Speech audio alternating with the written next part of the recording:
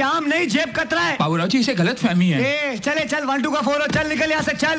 चल बोला ना चल। अरे तुम हाथ मत लगाओ। हाथ क्या তো যে অ্যানাউন্সমেন্টটার জন্য আমরা এত বছর ধরে ওয়েট করছিলাম অবশেষে সেই অ্যানাউন্সমেন্টটা কিন্তু আজকে অফিসিয়ালি হয়ে গেল। অক্ষয় কুমারের এই রিপাবলিক ডেতে কিন্তু কামব্যাক হয়ে গেছে। যেরকম 2 বছর আগে শাহরুখ খানের হয়েছিল পাঠান সিনেমাটা দিয়ে, এই রিপাবলিক ডেতে দিনই হয়েছিল। তারপরে তো জওয়ান, ডাঙ্কি বড় বড় সিনেমা আসছে, সেরকমই কিন্তু অক্ষয়েরও এই রিপাবলিক ডেতে তার কামব্যাক হয়ে গেছে স্কাই ফোর্স ডে।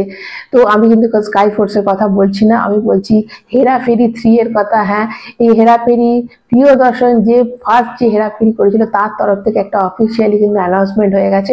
তো তারপর থেকে সোশ্যাল মিডিয়াতে বিশাল শোরগোল পড়ে গেছে। দেখো মানে এরা দুজন এতটাই বন্ধু, এরা অনেক কটা সিনেমা করেছে, খাট্টা মিট্টা করেছে, ভুল ভুলাইয়া করেছে, তো এবার আবার একটা ভূত বাংলাও বলে সিনেমা আসছে এবং আরো আরো অনেক অনেক সিনেমা করেছে। এবং এই পরে যে হেরাফেরি গুলো ছিল একটা নীরাজ পান্ডে করেছিল ফির হেরাফেরি, এটা কিন্তু অরিজিনালি যে ফার্স্ট হেরাফেরি যার হাতে সৃষ্টি সে হচ্ছে প্রিয়দর্শন, যে অক্ষয় কুমারের বন্ধু। তো অক্ষয় কুমার প্রিয়দর্শনের জন্মদিনে তাকে উইশ করেছিল এবং এই জন্মদিনে উইশ করার পর তার যে রিপ্লাইটা এসেছে তো সেটা এরকমই এসেছে যে thank you so much for your wishes Akshay, in return I would like to give you a gift, I am willing to do Heraferi 3. Are you ready, Akshay, Sunil Shetty and Paresh Rawal?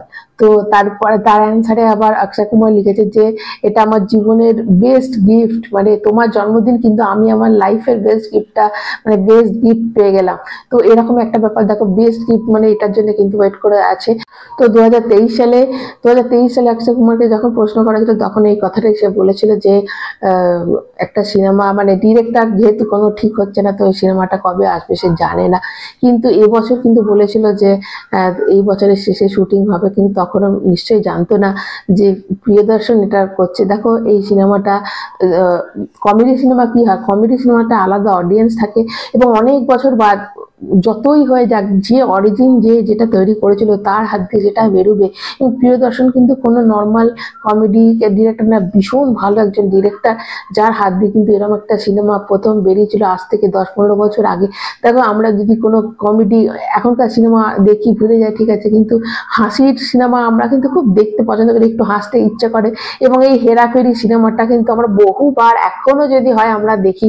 তো কিছু cinema এরকম cult হয়ে যায়, তার মধ্যে কিন্তু হেরাফেরিও পড়ে। তো এই সিনেমাটা যখন অক্ষয় কুমারকে জিজ্ঞেস করা ছিল তখন বলেছিল যে এই বছর কিন্তু স্ক্রিপ্টটা রেডি হয়ে গেছে, তো শুটিং এবছর থেকে স্টার্ট হবে। এবং এই কমেডি যে সিনেমাগুলো এই সিনেমাতে মেন হচ্ছে ডায়লগ এবং পারফরমেন্স, এখানে বিএফএক্স এর কাজ যে খুব ইউজ করা হয় তা নয়। তো এই সিনেমাটা যদি এবছর শেষে মানে এবছরে যদি স্টার্ট হয় তাহলে নেক্সট ইয়ার মানে 2026-এ কিন্তু এটা রিলিজ হয়ে যাবে, কারণ এটা বেশি টাইম লাগবে না।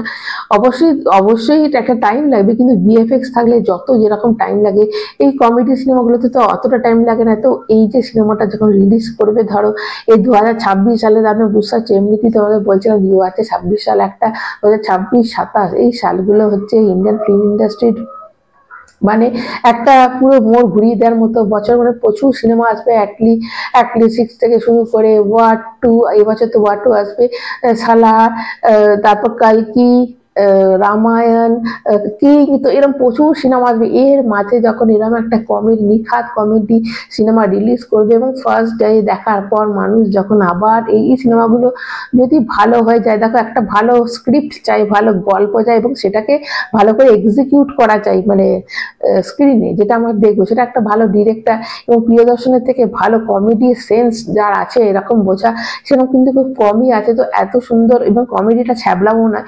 তো এরকম যখন একটা ডিরেক্টর এরকম একটা সিনেমা করবে, দেখো এই সিনেমাটা যদি ফার্স্ট ডে সবার ভালো লেগে যায় এবং সিনেমাটা প্রচারের পরে এত লোকে দেখবে যে এটা কিন্তু মানে যেটা আমাদের পুষ্পার যেটা লাইফ টাইম কালেকশন সেটাকেও কিন্তু বিট করে দেওয়ার ক্ষমতা রাখে এই হেরাফেরি।